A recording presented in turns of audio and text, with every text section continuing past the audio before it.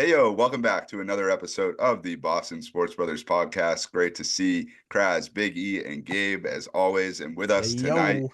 is Mark Hey. Dondero of 98.5, the Sports Hub. That's right, the big secret from last week. We had Matt McCarthy on last week, Mark. So a back-to-back 98.5 appearances for the crew over there. Also, Mark has worked at WEEI previously and was at WPRI down in Rhode Island before that.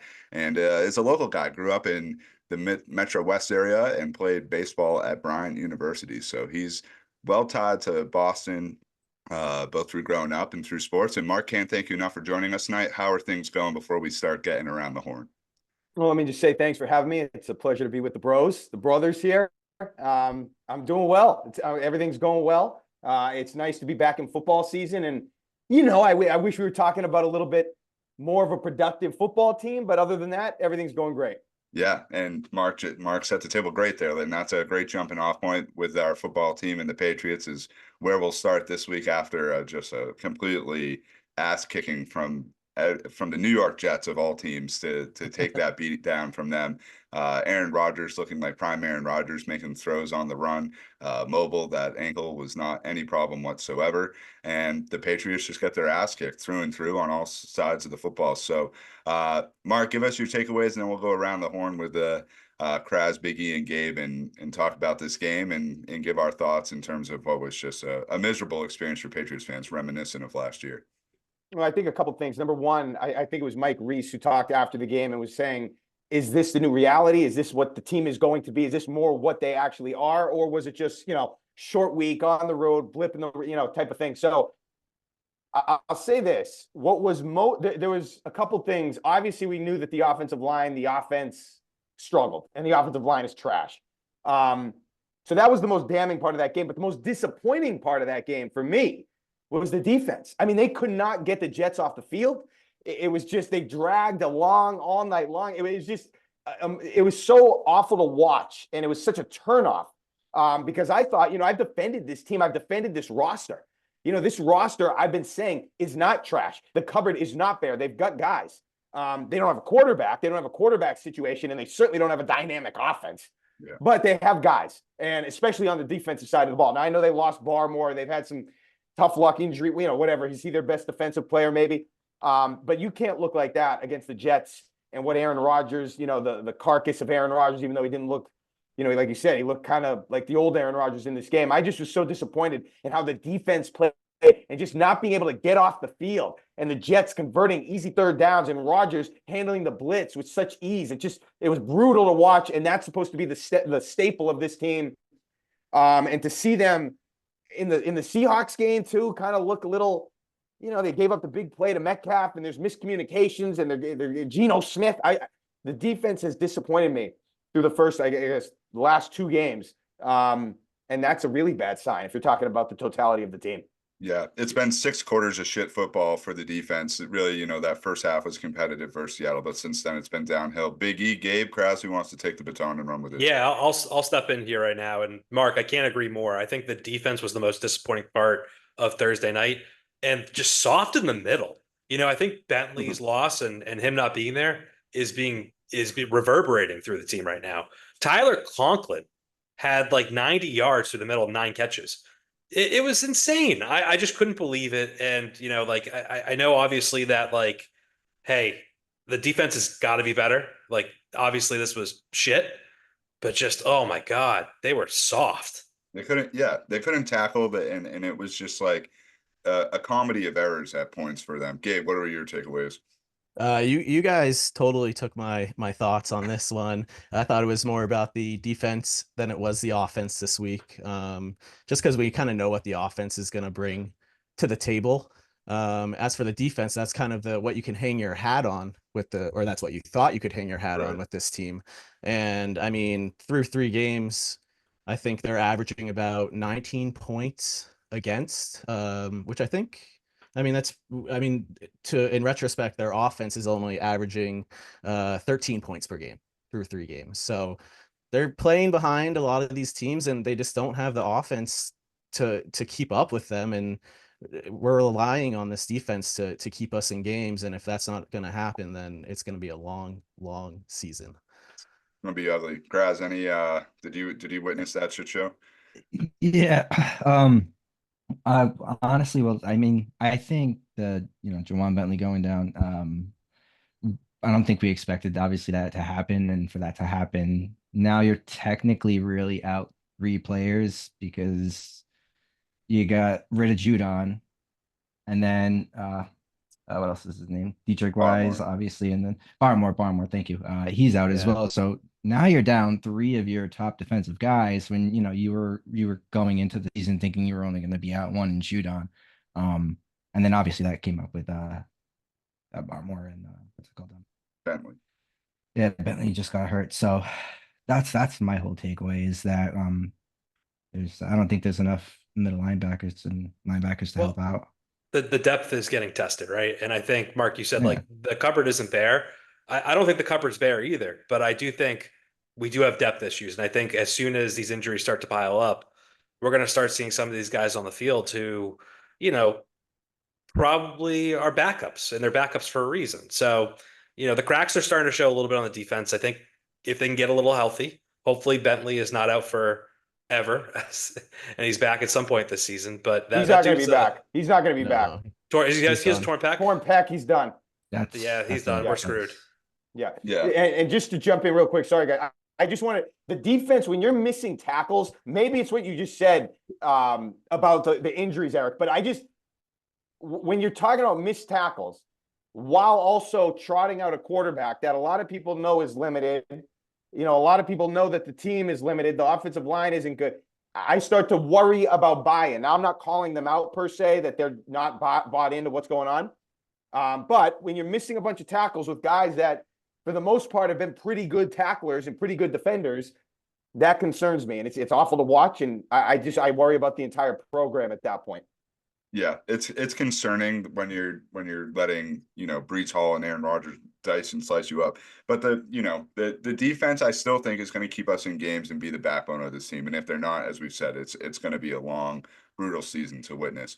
But offensively, it doesn't matter if 3 points obviously isn't going to win you a game. But we're now getting to a point where this team cannot manufacture any sort of passing game whatsoever. Jacoby Brissett doesn't even have time to look downfield after receiving a snap. 5 sacks. And it's 5 sacks. I mean, credit to the Jets defense, though. I mean, they absolutely brought it to the Patriots. Both defensive on the line, in the secondary, like they're a great, really good defense. I don't think that many people give them that credit. I mean, they got Sauce Gardner, like they've got real good players, and it's just pretty. No, you can't take anything on that. Yeah, you have to give credit to them, and you can't take anything away from the unit that the Jets are. But the concern for the Patriots is now that through 3 games, the passing game is non-existent, and as we sort of talked about last week, right now it looks to be offensive line centric in terms of the fact that they can't get anything going. And the running game was shit too. I mean, Stevenson has 6 carries for 23 yards, another fumble on the ground. That's becoming a problem for him. There was nothing to hang your hat on offensively other than maybe Pop Douglas finally emerging a little bit, but it almost felt like they forced him the ball and we're looking for him on all these routes to get him off the, crybaby bench, if you will. So and he's kind of had a target each week, Jacoby. I mean, I don't know who it was in week 1, but I know week 2, Hunter Henry kind of went off for him, and there was 8 catches for 90-something yards, and then now week 3 it's Pop Douglas. So is this going to be one of those cases of, this is my receiver of the week, or this defense plays a little bit easier on running back, so it's gonna be a little bit more running back heavy this.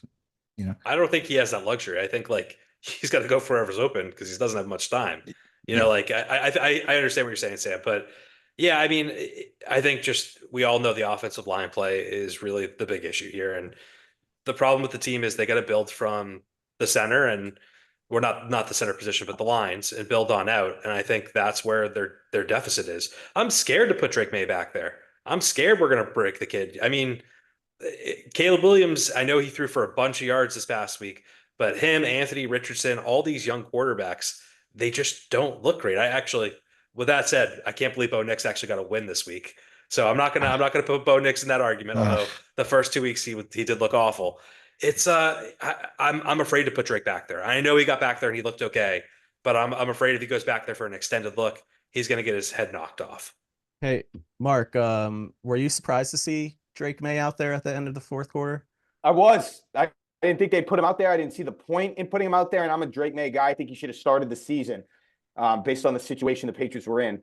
But I was surprised in that moment they were going to put him out there. I thought it was interesting how and when they put him out there to run drive, because if they put him out there at the beginning of the fourth quarter, middle of the third quarter, all of a sudden that opens up other possibilities. You know what I mean? Like they could, if he has had a couple good drives at that point, then there's different conversations that are going on, after that game. So I don't know if it was strategic where they were like, he's only got one drive. That's not going to be enough to move the needle too much, no matter what he does. I really can't decide if I think he looked good or not when he was in there. I mean, he kept the ball on the field. He moved it into the red zone and inside the 10.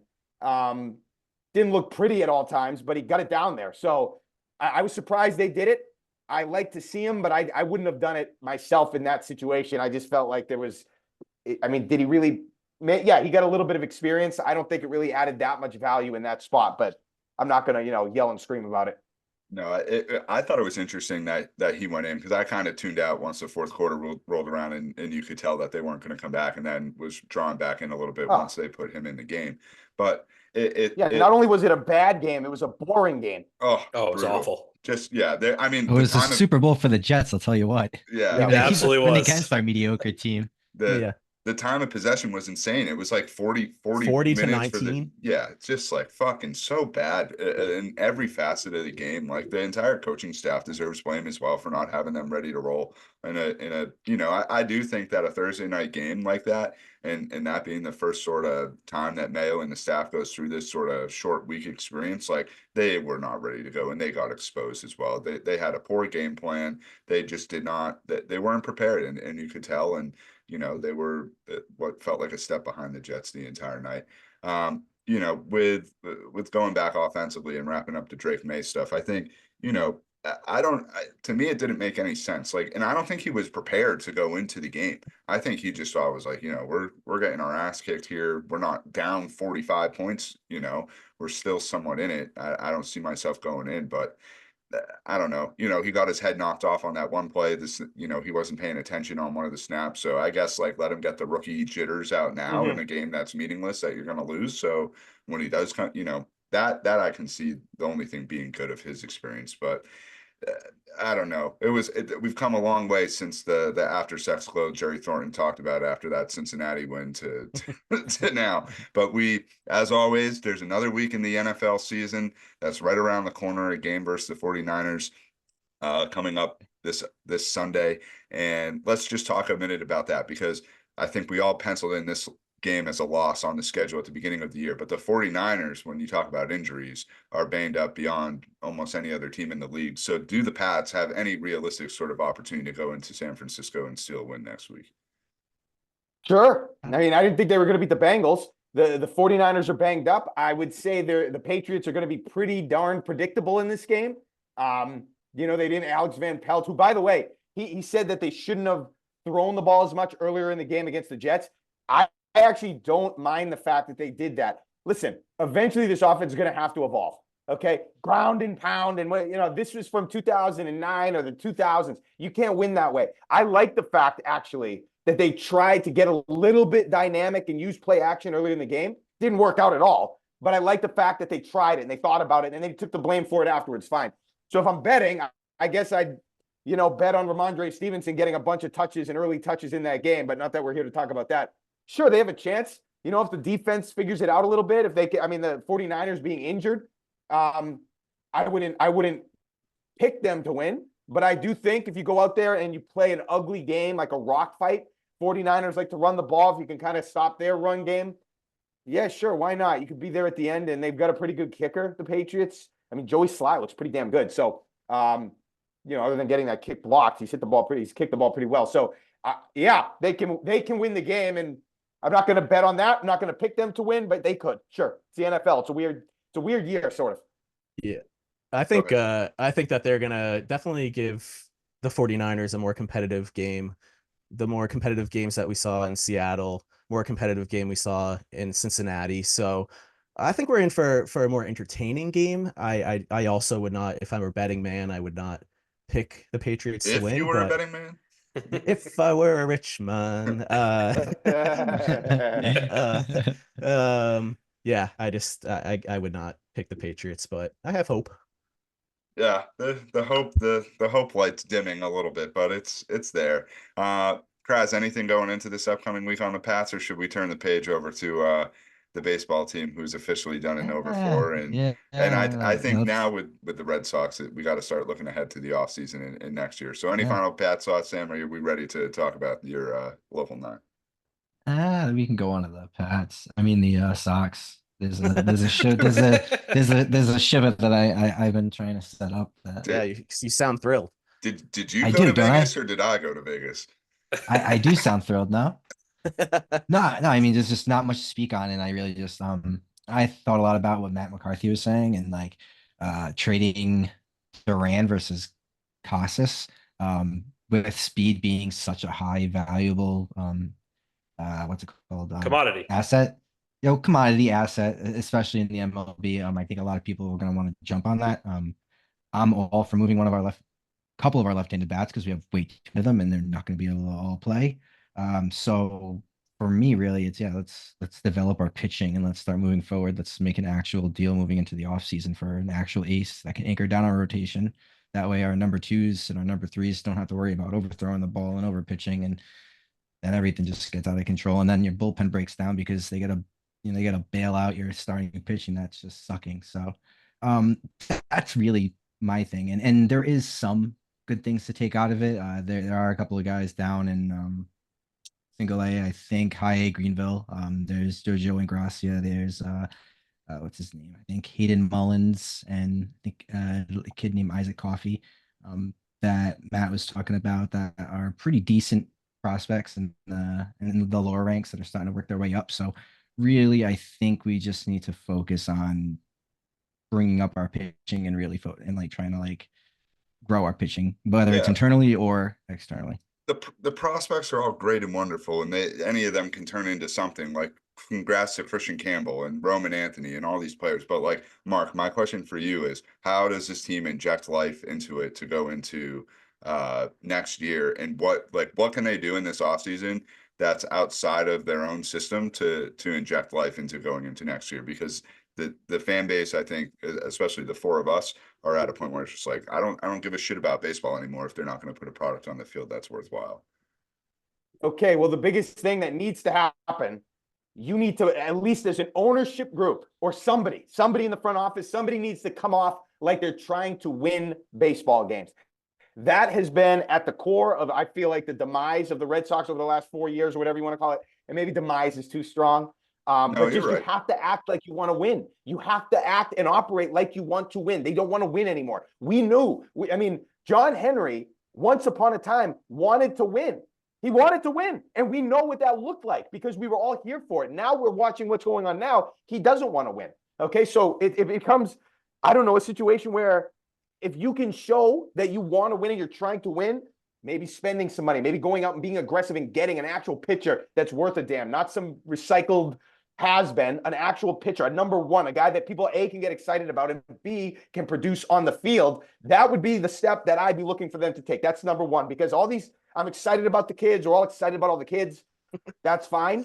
But we don't know if any of them are actually going to be any good. We don't know if, I mean, when you bring up a bunch of kids and they lead you to the promised land, you pick a couple of them, you infuse them with the veterans you have, and you get some pitching, something they haven't been able to develop in 20 plus years. Get the pitching, go be aggressive, kill two birds with one stone.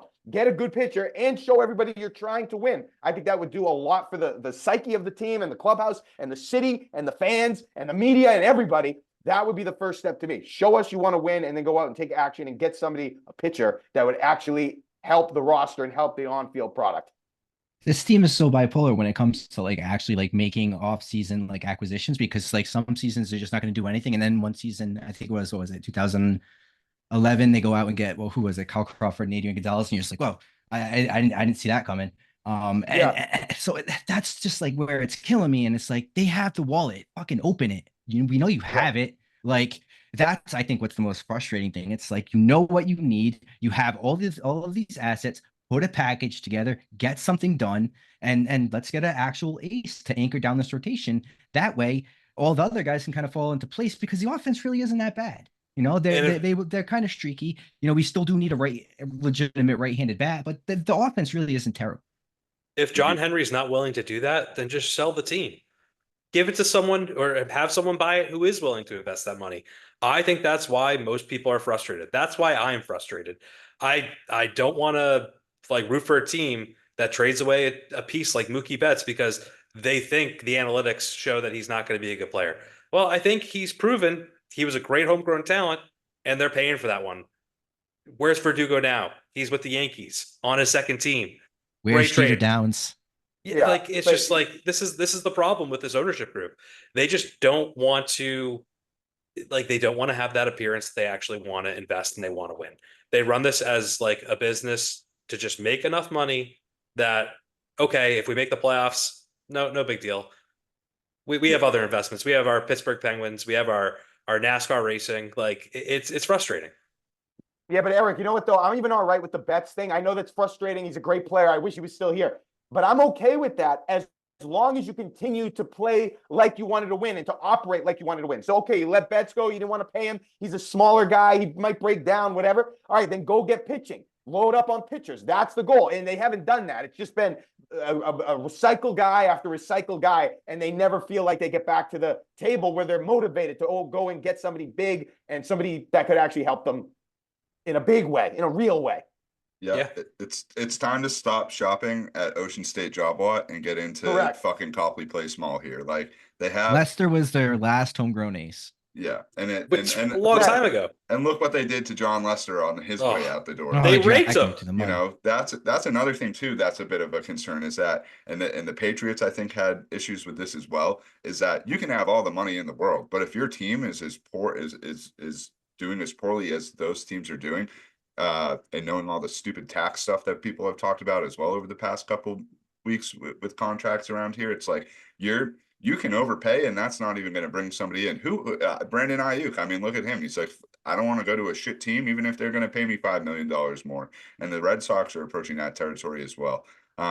You know, so an ace is number one on the list. I'd say a right-handed bat and some sort of offensive, you know, infusion into the lineup from that side of the plate needs to happen. And I think you got to move on from some of these younger players that are on the roster. And it's like, you know, I see on Twitter, like Red Sox stats and Boston Strong and all these great Red Sox accounts, but it's all they talk about are these minor leaguers and Roman Anthony and Kyle Teal. It's like, if they're not fucking here, I don't care. Nobody gives a flying fuck what they did in Portland or what they did in Worcester, unless good, like, as I said before, Christian Campbell, great. Like he probably could have been better off being on the team this year. It's just like, the kids should not be a part of the conversation if they're not actually helping the actual team on the field, or unless you're going to flip them for something else. I'm just sick of the kids. I can't do it anymore. It's like, this isn't the Red Sox that, you know, you saw win the championships in years past.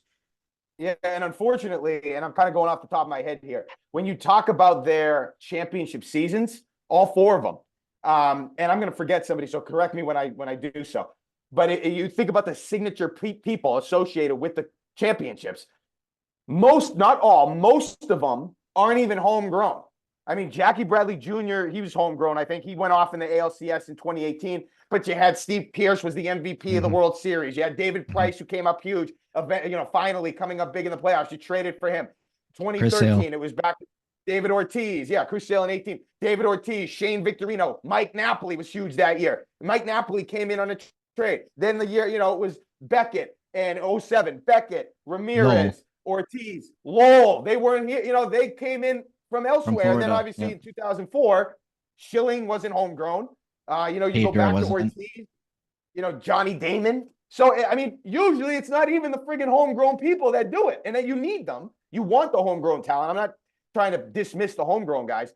But more often than not, those championships were won by a lot of guys that came in and because you were aggressive in spending, what they're not doing now. Orlando Cabrera. Remember, we all had Nomar. Cabrera, Nomar, our homegrown guy. Julio Lugo. We had to trade him. Drews. This has just become Very quiet. the all-time Quiet Red and Sox deadly, the team Brewers. name podcast. I But mean, it's not wrong. I mean, all those players were contributing factors and were brought into, and they have to go make those impactful signings. Gabe, go. not being the biggest Red Sox fan, it's just kind of a sad state of affairs right now for my big Red Sox fans out there. It's like you go to the stadium these days, it's half filled with fans of the other team. You're getting completely like run out of your own stadium. It's like that's what we used to do to like other teams, and now it's just getting completely reversed on us, and it sucks. It really sucks. It's They talk about the TV ratings all the time, and especially the demographic of us specifically, and on the baseball hour a lot, and it being like 0.2 or something like that, and it's the lowest that it's ever been. And it's just they need to spend money and make trades and get an ace if they want to be relevant. Well, baseball is the one sport that, like, if the team is good, it almost like takes over the city. It takes over the vibe of things in the fall around this time of year. If the team is good, like you can feel it, baseball in the air, for lack of a better way of putting it. But when it's not going that way, you write them off in the middle of August and you don't even pay attention. And it's just like it is what it is. They're not going to make the playoffs, and they ride off into another year, and they'll finish at 500, and that'll be that. And we'll go into next year with probably many of the same conversations that we're having now, because truthfully, I just don't see ownership. Mark, we have what's called the penalty box here on the Boston Sports Brothers podcast, and you can throw anybody in the penalty box at any time, and it's for somebody that's pissing you off. And John Henry has a permanent seat in the penalty box. Then we make sure he knows each week that he's there. So feel free throughout the rest of the show, if you have anybody you need to throw in it, the door can be swung open at any time. We are nice to him. We do give him a soft serve machine so he can get his little ice cream fix. I'm gonna unplug that thing. No, he gets it in a little helmet, so it takes it back. But Linda, onward and upward to your colleague Ryan Johnson calling his first Bruins game on the 98.5 airwaves this weekend, a preseason game versus the Rangers, where they dropped the game 3-2. I didn't get a chance to tune into this game, but Gabe and the rest of the crew, let's break it down. What were your thoughts based on the first Bruins game, or preseason game, shall I say, of the year? So I also did not get a chance to tune in. Nesson Plus, go screw yourself. I'm not paying $30 for that service.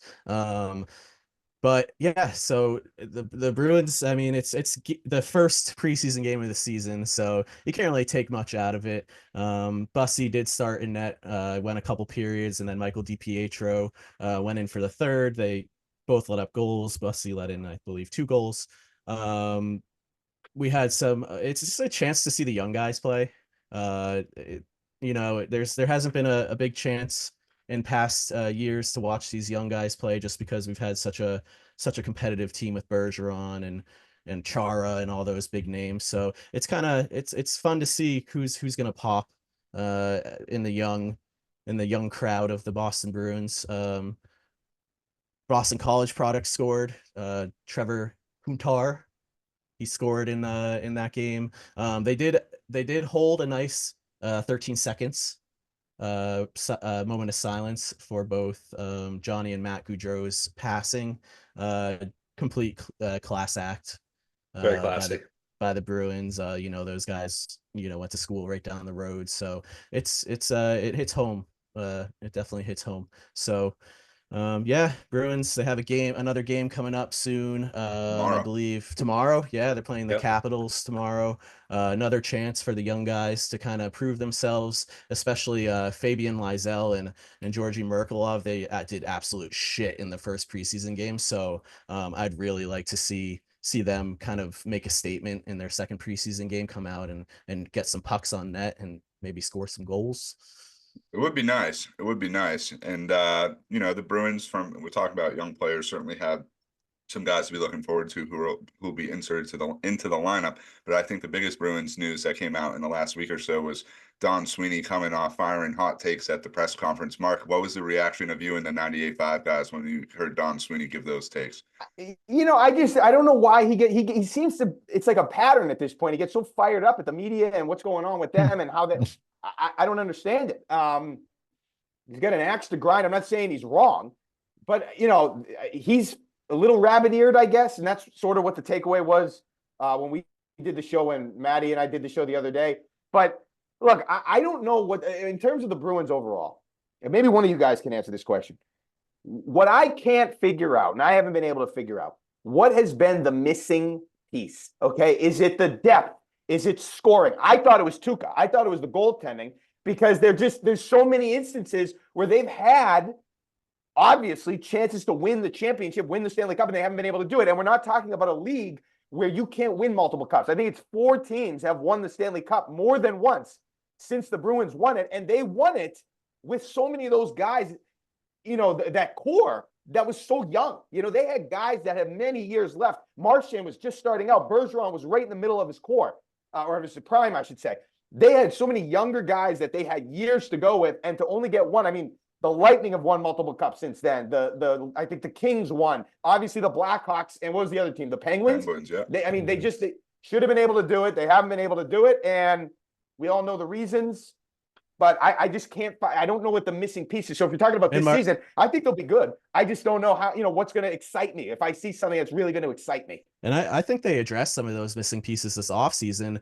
They're kind of going back to that big bad Bruins slogan there. I think they're one of the beefiest teams in the league now, like top 3, like biggest teams. So that's good. They get a little more physical. That doesn't help the goal scoring, but I also think that bringing in Elias Lindholm and bringing in Zadorov on the back end, I think Elias Lindholm is going to really surprise people. I think he brings a lot of comparisons, obviously, to Bergeron, but seriously, like, he's a great two-way center hockey player. And then Zadorov is going to put people through the glass. So it's like we're getting back to those days where, you had Lucic and you had some of those really tough guys out there that, they weren't scared to take off the mitts and get at it, get after it. And I think that's what the missing piece is right now. We'll find out. I mean, we'll find out. We will. I think they'll be a good team. I think they'll be a good team. I think they'll make the playoffs, and it's anyone's game at that point. So we'll see. I mean, I honestly don't think they're so far away. I mean, they took Florida to 7-6 games in the last 2 postseasons. Florida said that they were probably their toughest opponent throughout that playoff run. I think sometimes you just got to get a little lucky and get some puck luck along the way. And I do think like there are some more pieces that they could add as the season goes along, but I don't think they're far off, and I think that they can compete with anyone. The Stanley Cup playoffs is a brutal run, and you just got to get in. I've seen an 8 seed go on a run and make some noise, so I'm not saying they're going to be down there. I think they're going to be a top seed in the conference, probably 3 or 4, but we'll see where it goes. I agree with you. I think that they're in position to make a run, but Mark, to go back to like what you were saying, I can't figure it out in terms of like what's the missing piece. The Bruins, other than 2011, just have this thing when the lights get the brightest and when it gets to a point of needing to convert in crunch time in crucial situations, they just don't have that it factor. What David Ortiz had for being as clutch as ever, they have the complete opposite of that. And it just, as Big Jim says, they shoot down their fucking leg, and it's just like they just don't show up for those moments. They get tight. Maybe that's something that's just like embedded in the entire organization. It's just like when they get into these moments that the entire vibe around the place changes to like, if we don't win this, we know what's coming, and the nerves and the anxiety and all that sort of stuff just infiltrates everything. And that's sort of what it feels like when it comes to this team in those moments. They can't win the big one. They can't win the big one. And that's what it is from my perspective. Even when they do win the big one, they make it difficult for themselves. In 2011, 7-game series every single round. Like, it is in the team's DNA. They have to take the hard road. They have to make it difficult. It is annoying as a fan, but it's who they are. Yeah, and I don't know where you change that. You've had different head coaches, you've had different players in the door. Sweeney and Neely remain the constant, as well as the Jacobs family. You got to give the Jacobs family credit for spending, although the Swayman situation is still just one that completely boggles my mind as to why they haven't gotten that done. And if they're seriously going to go into the season without him on the roster, like that's a terrible look in my opinion. And I don't know. It's then that cloud of Swayman just looms over the team every day that this goes on. I mean, it's until they sign that, I don't see that I see that being a huge distraction taking away from the product on the ice. Mark, how bad did they overplay their hand?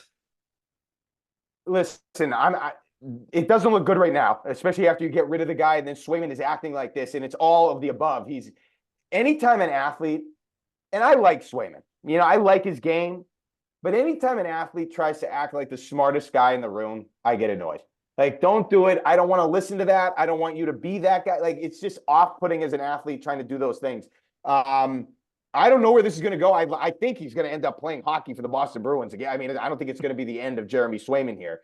But they obviously misjudged something along the way. Whether they thought that it was going to be easier to get the deal done, or they didn't know that Swayman had such strong feelings, or I don't know. But it's I'm starting to wonder about the importance of goaltending when it comes to making a run in the Stanley Cup. And I think that the Bruins have proven they can sort of develop goalies, but let's just say I'm not overly concerned about the goaltending situation, because I don't think that's going to be the difference in them winning or losing this year. I'm concerned about other things. I'm just trying to figure out what those things are.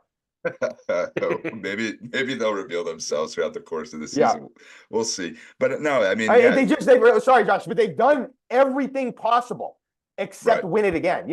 They've made the runs in the playoffs. They've won the President's Trophy. They've had the perfection line in this greatest regular season, history making. They've had defense. Like, they haven't been able to win it all. So it's, unfortunately, it's kind of like, until they get to that point, I'm not going to fully believe.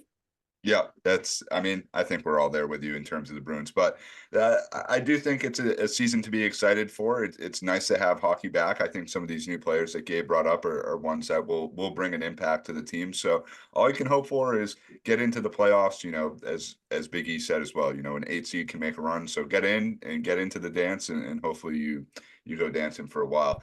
And last thought on the Bruins, keep your eyes peeled for Max Jones, fourth liner. He's going to have a great year. Former first-round pick out of Anaheim. Didn't play much there. He's going to play well here. Monty's going to love him. Another beef stick. Yep. We got look for the Bruins to lay the wood this season. So, Jesus. So we'll talking about the wood, we'll head over to the parquet and the Celtics and wrap things up here with Mark on Around Town. And I think that, Mark, for all of us, the Celtics are obviously the team everyone's most excited to get back into action here. A crazy summer with everything that happened with USA basketball and Brown and Tatum. And, as Joe Mazzulla has said, we are not defending a title. We are pursuing another one. So thoughts? Hi, buddy Joe. Yeah, Crazy Joe. Crazy Joe.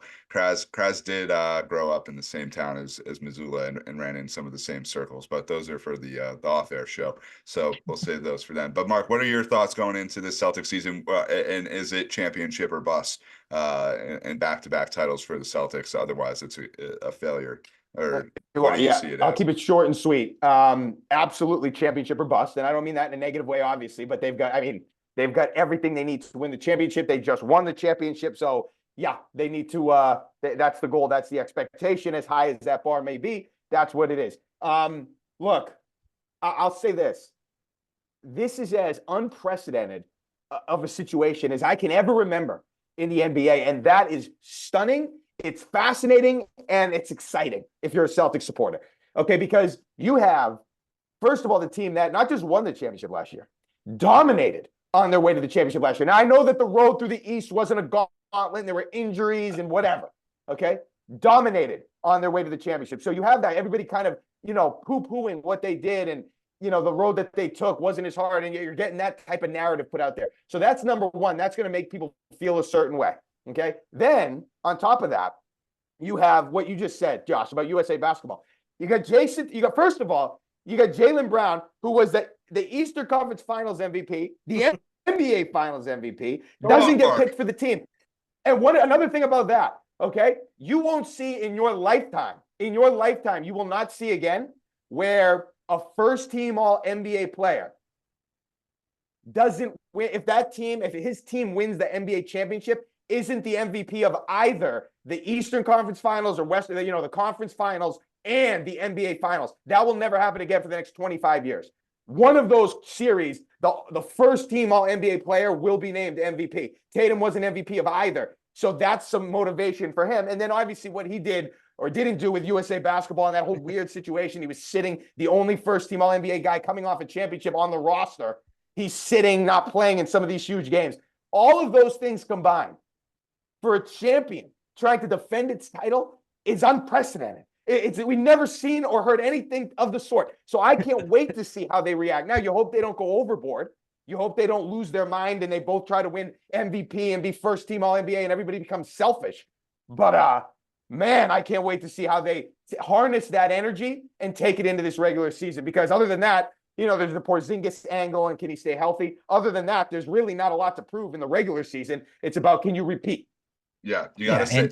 Go ahead, Chris. I was going to say it's all about the bench too. That's for me, and I think we talked about that in our text chain a lot. Is getting these bench guys a lot more minutes so our starters can not only get some rest, but we can bring those guys out. We can stretch out that rotation a little bit more once we get into the playoffs, and then we can become even more formidable. Don't get me wrong, Peyton Pritchard played fantastic in a couple of those series, but in the finals, we were only seeing him for those half-point shots. So for me, just to see them bring back the exact same roster that we did, not only have an edge on our back, but then also get a guy in Lonnie Walker IV to come in and also, you know, help out our bench. It's just, I'm really excited for this team, to be honest. They got a lot to play for.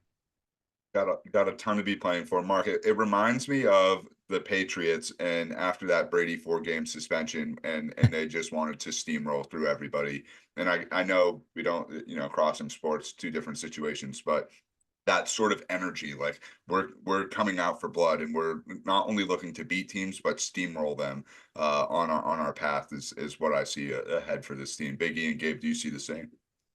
Oh my God, yeah, and I'm personally excited for Xavier Tillman. I really loved seeing him at the acquisition last year, and with Porzingis coming out, he's going to actually get a real chance to play and get some minutes, which I think is going to only help their depth later on for the postseason run. But yeah, I really can't see anything getting in their way. I know the Knicks upgraded. I know the 76ers upgraded. I think the Knicks are going to be a fun, competitive team to play against. But I think we match up pretty well against them. I think we have way better players than the Knicks do at this point. So it's championship or bust. Here we come. Yeah, I'm very confident in the steamrolling process. They are definitely going to have a great season, just based on everything that Mark laid out there for us very energetically, which we appreciate. I just have a question for you, Mark. How do you hope that the Boston Celtics manage Porzingis this season? It'd be all about the playoffs for me. I don't care what they do. I mean, get some advice, talk to experts, advisor. I mean, I would, as long as he's there for the playoffs, and I don't even need him there for the entire playoffs.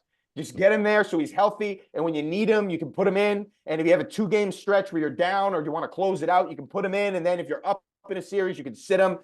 He can play every 3 games for all I care. You know, he won't want to do that. I get that. But I mean, the guy is going to get injured.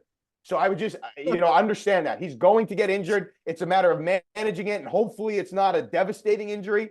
And you just try to finagle it, and I would really be careful with him.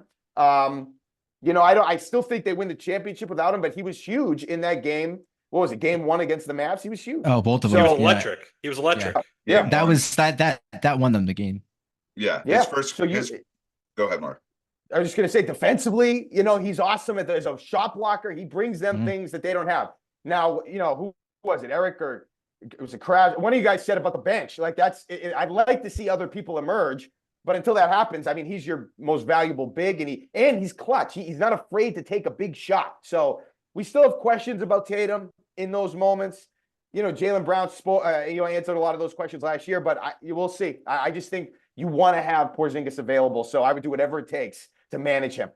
Yeah, I do think this regular season you're going to see the bench play. You're going to see the depth. I think the strong depth of the Celtics team on full display throughout the course of the season.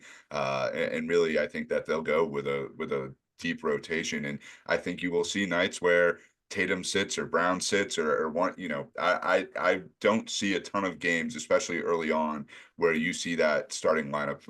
Porzingis is obviously out, but you know, Horford ain't playing back-to-backs, and I just, you know, some of these other guys, Drew Holiday's in his mid to early 30s now, so they're going to manage the season, I think, a little bit differently. which will only bode well for us. So you think you look back to the playoffs and obviously the threes that Pritchard hit, but Tillman had some incredible shots. Cornette came off the bench and gave some good big minutes.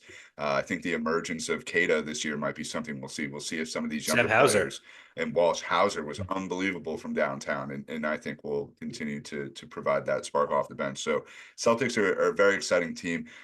One thing that's somewhat not, I don't want to say exciting, but something that's a part of the Celtics storyline right now as well, Mark, is obviously the ownership situation, and that story just gets juicier and juicier with each passing report. So Wick Grossbeck didn't really own the team. We found that out. Papa Grossbeck did. And it sounds like Papa Grossbeck wanted Wick to start making some moves a little bit earlier than he did. And this championship run for the Celtics and the success of the team has prevented that from happening. So first and foremost, Mark, who do you want to own the Celtics once this all happens? And B, what are your takes on this entire, situation unfolding after a championship season that I don't think anyone saw coming? I want somebody that wants to win. I want somebody hungry to win. When the teams have won championships here, they've been hungry to win. I know it was Tom Brady, but they've wanted to win. If Pags or whatever wants to buy the team, I'd be fine with that. If Jeff Bezos with deep pockets wants to buy the team, fine with that as long as he wants to win. But it's just a bummer because I spent a lot of the spring literally on the air, standing up and applauding after what we've watched with the Red Sox and John Henry and some of the stuff with the Patriots. And this was how an organization is supposed, if you want a championship, this is how it's supposed to be done. You go out, you be aggressive, you pay, you spend whatever you need to do to get the players in here to help you win. And I said, this was awesome. This is how you own a team. I actually physically clapped, and then it comes out that no, he doesn't really own the team. He kind of owns the team. It's like 3% or whatever it is. And I'm like, you got to be the one owner that was acting the way I wanted an owner to act. And it was a mirage, a facade. So it's just like, that's a major bummer. And now I don't know if they just go into if they become what these other ownerships have become, it's not going to be good for the Celtics. So that's what I'll say. Can you give me somebody that wants to win? And if they can, I'd like to think they'll keep it going. I mean, the players, the infrastructure seems to be in place. Coach Brad Stevens, I think if he's here, you'll always have a chance. But I need somebody that wants to win. And it's just unbelievable. The one time I finally thought we had, this is exactly the ownership mentality I've been looking for. He doesn't actually own the team.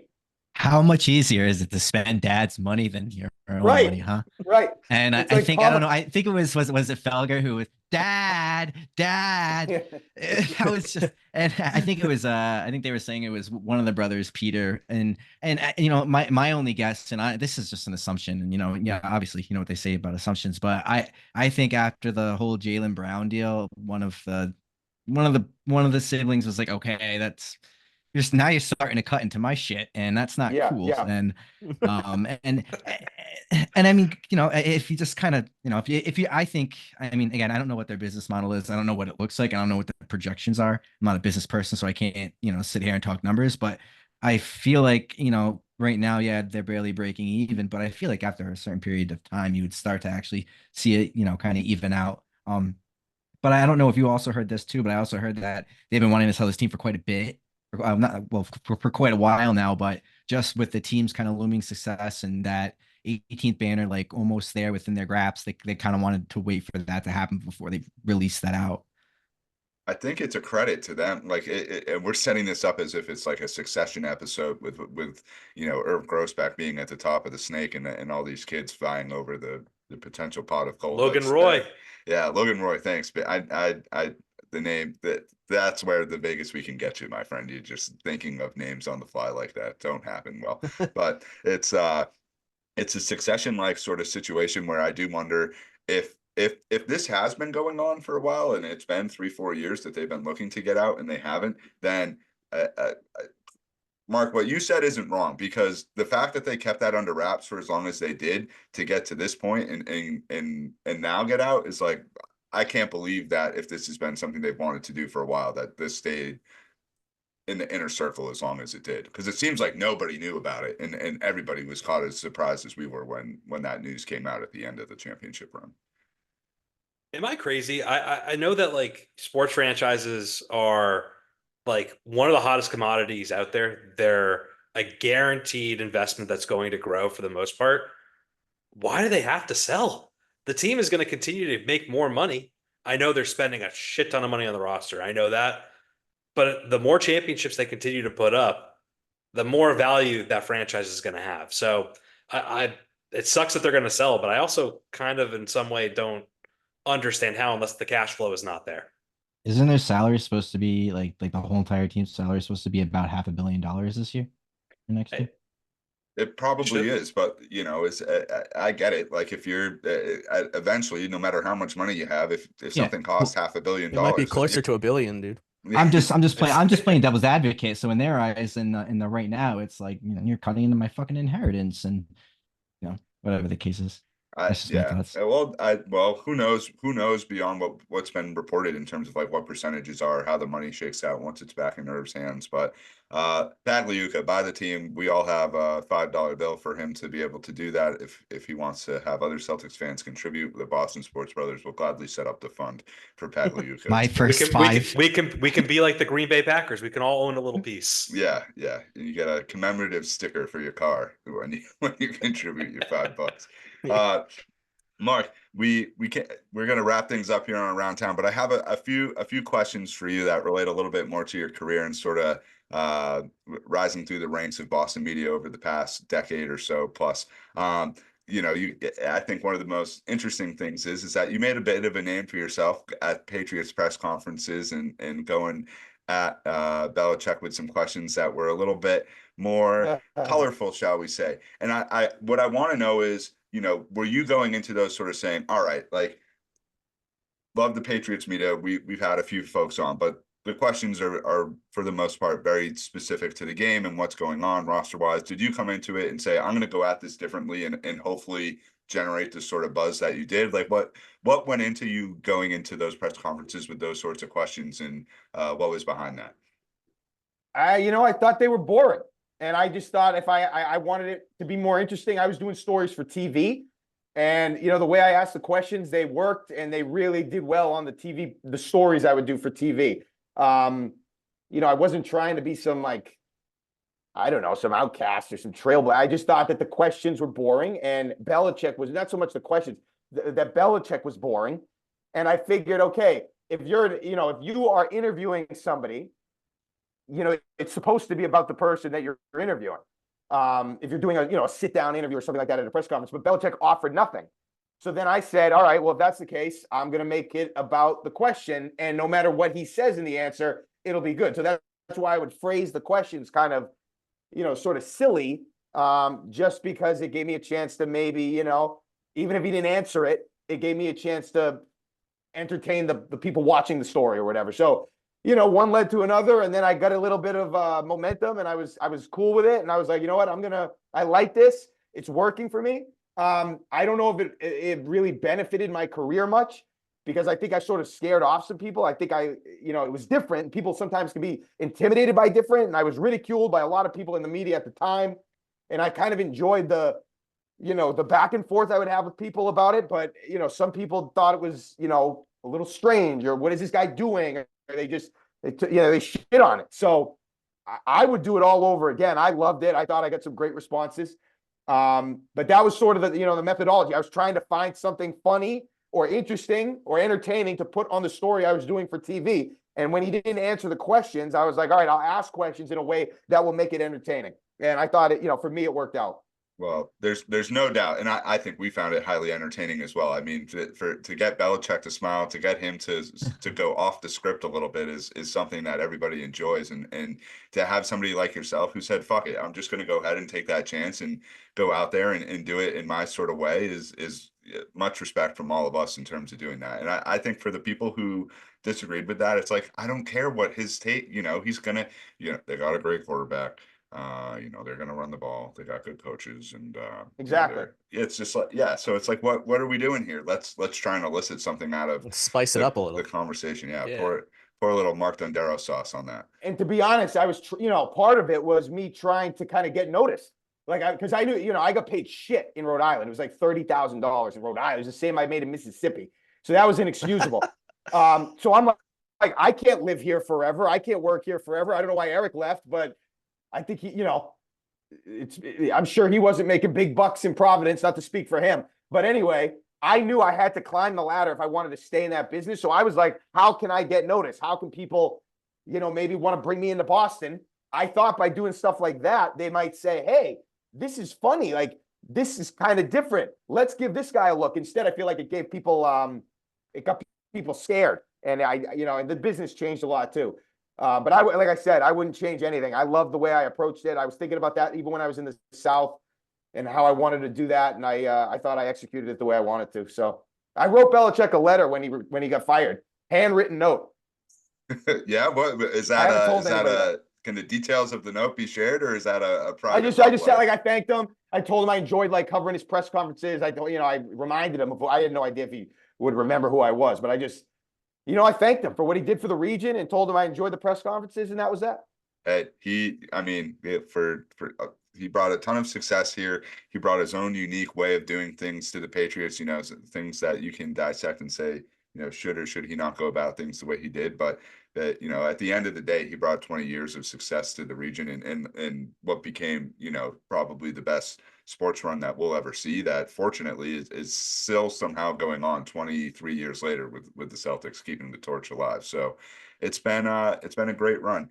And hopefully Belichick can see that too, I mean, hopefully, he can like actually step back and be like, okay, yeah, like, because obviously we all know he's still kind of butthurt about what's going on, really hasn't been talking much about the Patriots, and even though he's a commenter, but I just feel like it would be a real shame to like not look back on it and just No, it's unfortunate that the last few years in the post Brady era was as tough as it was, because it takes away a bit of the shine from what was that unbelievable run. But no, I think you saw it at the Tom Brady retirement ceremony and the ovation that he got.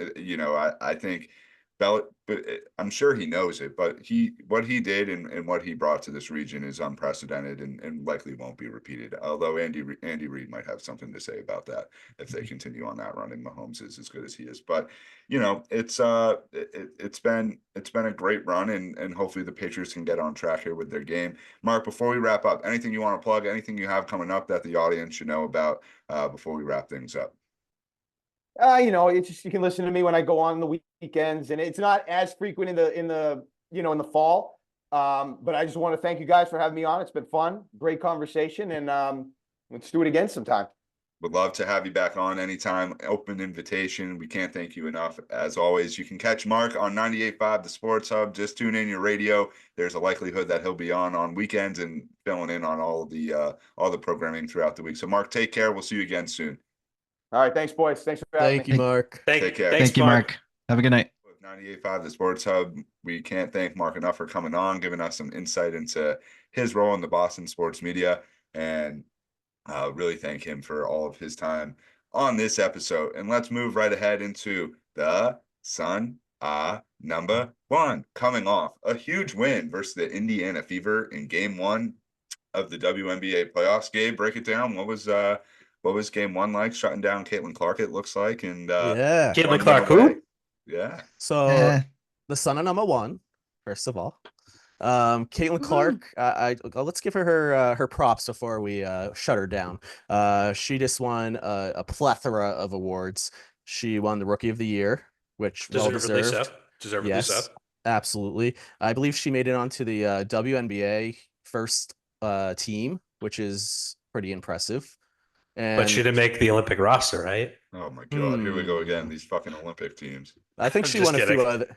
I know. I think she won a few other awards, but clearly she's creme de la creme when it comes to players entering the league and just the talent that they have. So props out to Caitlin Clark as always. But yeah, going back to the Sun, they did beat the Fever in game one of the playoffs of the first round, 93-69 behind Alyssa Thomas's triple double. She was not alone. She has quite some help. Marina Mabry had tossed in 27 points of her own.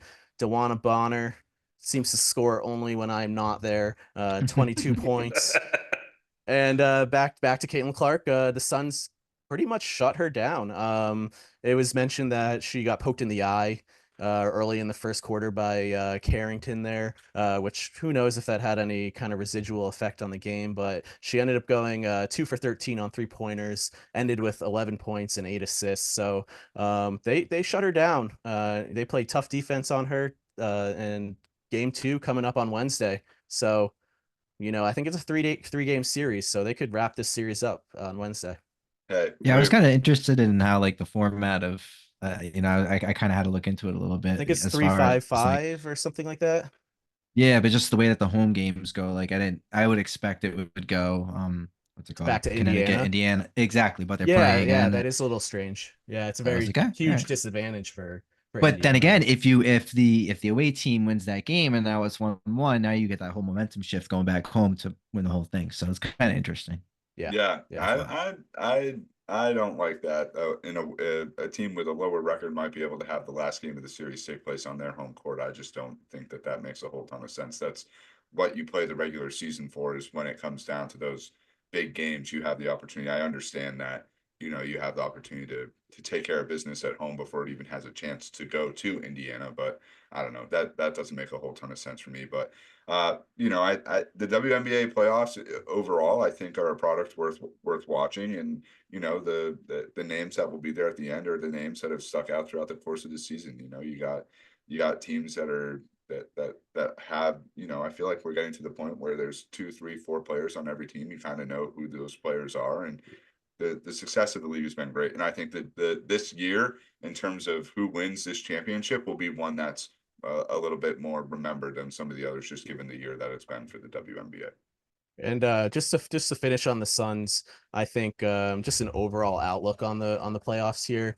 They will need to win with their defense. They're not going to be scoring 93-100 points per game when they start playing the likes of the Liberty or the Aces.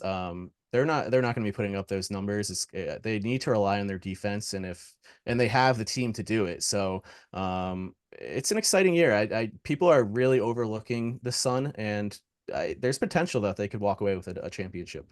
Hey, we love nothing more. And one thing I did hear about the Sun, and we've talked about this previously on other episodes, is them being in Connecticut and Boston having their team. Well, the players voiced some displeasure when it comes to having to play at Mohegan Sun. Oh yeah. Apparently the other day that they had to share the practice court with like a birthday party or something, and they like cut it in half, which is just fucking insane that a professional team is Hold on, sharing let's bring out the blue tarp. Sharing- Come up yeah, to let's- Separate come the up to gyms. Boston. let's Come cut up to out the Garden. We'll take Yeah. care of you. come to the Garden or any of the other arenas. I mean, like it'd be great, in the Ganis Arena, a Conte Forum, or some of the other locations in town that AMP. you could, The DCU Center in Worcester. yeah, we're Even not there. AMP in Providence. I mean, that's closer.